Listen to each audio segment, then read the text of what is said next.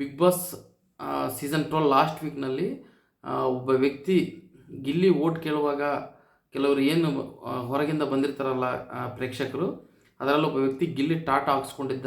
ಕುಮಾರ್ ಅನ್ನೋ ವ್ಯಕ್ತಿ ಮಳವಳ್ಳಿ ಸಮೀಪ ಇರ್ತಾನೆ ಅಂತೇಳಿ, ಮಂಡ್ಯ ಡಿಸ್ಟಿಕ್. ಆ ವ್ಯಕ್ತಿಯನ್ನು ನೋಡಿ ಗಿಲ್ಲಿ ನಿಜವಾಗ್ಲೂ ಇಷ್ಟು ಪ್ರೀತಿ ಮಾಡ್ತಾನಲ್ಲಪ್ಪ ಇವರು ಅಂಥೇಳಿ ನಿಜವಾಗ್ಲೂ ಎಲ್ಲರೂ ಖುಷಿಪಟ್ಟರು. ಗಿಲ್ಲಿ ಕ್ರೇಜ್ ಯಾವ ಲೆವೆಲ್ಗೆ ಐತೆ ಅಂತ ಕೂಡ ಅಂದ್ಕೊಂಡಿದ್ರು ಆ ಟೈಮ್ದಲ್ಲಿ. ಆದರೆ ಆ ವ್ಯಕ್ತಿ ಗಿಲ್ಲಿ ಫೋಟೋ ಹಾಕ್ಸ್ಕೊಂಡಿದ್ದು ಉದ್ದೇಶನೇ ಬೇರೆ ಇದೆ. ಯಾಕಂತಂದರೆ ಗಿಲ್ಲಿ ಮನೆಯಲ್ಲಿದ್ದಾಗ ಗಿಲ್ಲಿ ಆಟ ನೋಡಿ ಆ ಮನುಷ್ಯ ಒಂದು ವೇಳೆ ಗಿಲ್ಲಿ ಫೋಟೋ ಹಾಕ್ಸ್ಕೊಂಡಿದ್ರೆ ಗಿಲ್ಲಿಯಿಂದ ಅಂಥವರು ಏನೇನು ಎಕ್ಸ್ಪೆಕ್ಟ್ ಮಾಡೋದಿಲ್ಲ. ಯಾಕಂತಂದರೆ ಗಿಲ್ಲಿ ಏನು ಹೇಳಿಲ್ಲ ನಂದು ಟ್ಯಾಟೋ ಹಾಕ್ಸ್ಕೊ ಅಂತ ಹೇಳಿ. ಸೊ ತನಗೆ ತಾನೇ ಗಿಲ್ಲಿ ಆಡಿದ್ದನ್ನು ನೋಡಿ ಇಷ್ಟಪಟ್ಟು ಫೋಟೋ ಹಾಕ್ಸ್ಕೊಂಡಿದ್ದಾನೆ. ಗಿಲ್ಲಿ ಅದನ್ನು ಲೈಕ್ ಮಾಡಿ ಮನೆಯಲ್ಲಿ ಈ ವ್ಯಕ್ತಿ ಮನೇಲಿ ಹೋದಾಗ ಹೊರಗೆ ಬಂದ ತಕ್ಷಣ ನಿನ್ನ ಭೇಟಿ ಮಾಡ್ತೀನಿ ಒಂದು ಸಲ ಅಂತ ಹೇಳಿದ್ದಾನೆ.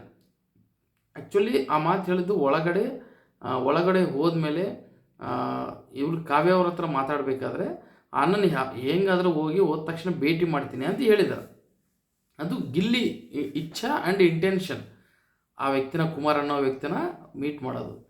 ಬಟ್ ಈ ವ್ಯಕ್ತಿ ಏನು ಗೊತ್ತಾ, ಗಿಲ್ಲಿ ಕಂಪಲ್ಸರಿ ನಾನು ಬಂದು ಭೇಟಿ ಮಾಡಲೇಬೇಕು ಅನ್ನೋದು ಏನು ಒಂದು ಕಂಡೀಷನ್ ಇಟ್ಕೊಂಡನಲ್ಲ, ಅದು ತುಂಬ ತಪ್ಪು. ಆ್ಯಂಡ್ ಅವರು ತಮ್ಮ ವೈಯಕ್ತಿಕ ಬೆಲೆಯನ್ನು ಬೆಳೆಸ್ಕೊಳ್ಳಿಕ್ಕೆ ಆ ಟಾಟೂನ ಹಾಕ್ಸ್ಕೊಂಡಾರ ಅನ್ನೋ ಥರ ಅದನ್ನು ಪೋಟ್ರೆ ಆಗ್ತಾಯಿದೆ. ಯಾಕಂತಂದರೆ ಗಿಲ್ಲಿದ ನಿಜವಾಗ್ಲೂ ಇಷ್ಟಪಡೋ ವ್ಯಕ್ತಿ, ಗಿಲ್ಲಿ ಬೆಳವಣಿಗೆಯಲ್ಲಿ ನಿಜವಾಗ್ಲೂ ಇಷ್ಟಪಡೋ ವ್ಯಕ್ತಿ ಈ ಥರ ಹೊರಗೆ ಬಂದು ನನ್ನನ್ನು ಭೇಟಿ ಮಾಡಿಲ್ಲ, ನಾನು ಮೋಸ ಹೋದೆ, ನನ್ನ ಹೆಂಡತಿ ಮಕ್ಕಳು ನನ್ನನ್ನು ಕೇಳ್ತಿದಾರ, ನಮ್ದೇನಾದ್ರೂ ನೀವು ಟಾಟೆ ಹಾಕ್ಸ್ಕೊಂಡಿರ, ಯಾರೋ ಗಿಲ್ಲಿ ಅಂತ ಅವಂದು ಹಾಕ್ಸ್ಕೊಂಡಿರಲ್ಲ ಅಂಥೇಳಿ ನನ್ನ ಕ್ವಶನ್ ಕೇಳ್ತಿದ್ದಾರೆ. ನಾನು ಏನು ಉತ್ತರ ಕೊಡಲಿ ಅಂತ ಕೇಳ್ತಿದ್ದಾನೆ. ನಾನು ಆ ವ್ಯಕ್ತಿಗೆ ಒಂದೇ ವಿಷಯ ಹೇಳಲಿಕ್ಕೆ ಇಷ್ಟಪಡ್ತೀನಿ, ವೆರಿ ಸಿಂಪಲ್ ಇದೆ. ಗಿಲ್ಲಿ ಏನಾದರೂ ನಿನಗೆ ನಾನು ಟಾಟಾ ಹಾಕ್ಸ್ಕೊಪ್ಪ ಅಂತ ಹೇಳಿದಾನ? ಇಲ್ಲಲ್ವ. ಒಂದು ವೇಳೆ ನೀನೇ ಹಾಕ್ಸ್ಕೊಂಡಿದ್ರೆ ನೀನು ಏನು ಎಕ್ಸ್ಪೆಕ್ಟ್ ಮಾಡಲಾರ್ದೆ ಅದು ಹಾಕ್ಸ್ಕೊಂಡಿರಬೇಕು. ಇಲ್ಲ ನೀನು ಏನೋ ಎಕ್ಸ್ಪೆಕ್ಟ್ ಮಾಡಿ ಹಾಕ್ಸ್ಕೊಂಡಿದ್ರೆ ಈ ಥರ ಮಾತಾಡ್ತೀಯ. ನಿನ್ನನ್ನು ಯಾರು ಹಾಕ್ಸ್ಕೊಂತ ಹೇಳಿಲ್ಲ. ನಿಜವಾಗ್ಲೂ ಹೇಳ್ಬೇಕಂತಂದರೆ ಟಾಟು ಯಾವ ಹೀರೋದು ಕೂಡ ಹಾಕ್ಸ್ಕೋಬಾರ್ದು. ಹಾಕ್ಸ್ಕೊಂಡ್ರೆ ತಂದೆ ತಾಯಿದು ಹಾಕ್ಸ್ಕೋಬೇಕು, ಹೆಂಡತಿದು ಹಾಕ್ಸ್ಕೋಬೇಕು, ತಮ್ಮ ಮಕ್ಕಳದ್ದು ಹಾಕ್ಸ್ಕೋಬೇಕು, ತನ್ನ ಎಜುಕೇಷನ್ಗಾಗಲಿ ತನ್ನ ಕಷ್ಟಗಳಲ್ಲಿ ಹೆಲ್ಪ್ ಮಾಡಿರುವಂಥ ತನ್ನ ಬ್ರದರ್ದು ಹಾಕ್ಸ್ಕೋಬೋದು. ಒಂದು ವೇಳೆ ನಿಜವಾಗ್ಲೂ ಬೇರೆಯವ್ರದ್ದು ಹಾಕ್ಸ್ಕೊಂಡ್ರೆ ಅವರಿಂದ ನೀವೇನು ಎಕ್ಸ್ಪೆಕ್ಟ್ ಮಾಡಲೇಬಾರ್ದು. ಅಂಥ ಸಿಚುವೇಶನ್ ಇದ್ದಾಗೆ ನೀವು ಟ್ಯಾಟೂ ಹಾಕ್ಸ್ಕೋಬೇಕು ಹೊರತು ಯಾರ್ದು ಹೀರೋಗಳದ್ದು ಹೀರೋಯಿನ್ಗಳದ್ದು ಯಾರಾದ್ರು ಹಾಕ್ಸ್ಕೊಂಡ್ರೆ ಅದು ಭಾಳಷ್ಟು ದಿನ ಆ ಪ್ರೀತಿ ಅಪೇಕ್ಷೆ ಅನ್ನೋದು ಆ ವ್ಯಕ್ತಿ ಮೇಲೆ ಇರೋದಿಲ್ಲ. ಇನ್ನೊಂದು ಏನಂತಂದರೆ ಗಿಲ್ಲಿ ಟ್ಯಾಟೂ ಹಾಕ್ಸ್ಕೊಂಡಾಗೆ ನನಗೆ ಅನಿಸಿದ್ದೇನೆಂತಂದರೆ ಇಂಥ ಹುಚ್ಚು ಪ್ರೀತಿ ಇರಬಾರ್ದು ಒಬ್ಬ ವ್ಯಕ್ತಿ ಮೇಲೆ.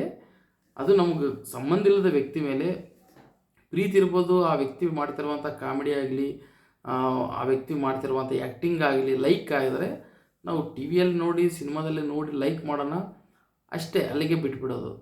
ಆದರೆ ಅದನ್ನು ಬಿಟ್ಟು ನಾವು ಯಾವಾಗ ಈ ಟ್ಯಾಟೂ ಹಾಕ್ಸ್ಕೊಳ್ಳೋದು ಇವೆಲ್ಲ ಮಾಡಿದರೆ ಆ ವ್ಯಕ್ತಿಯಿಂದ ಯಾವಾಗ ನಮಗೆ ಬೇಜಾರಾದಾಗ ಆ ಟಾಟು ಯಾವಾಗಲೂ ನೆನಪು ಮಾಡುತ್ತೆ.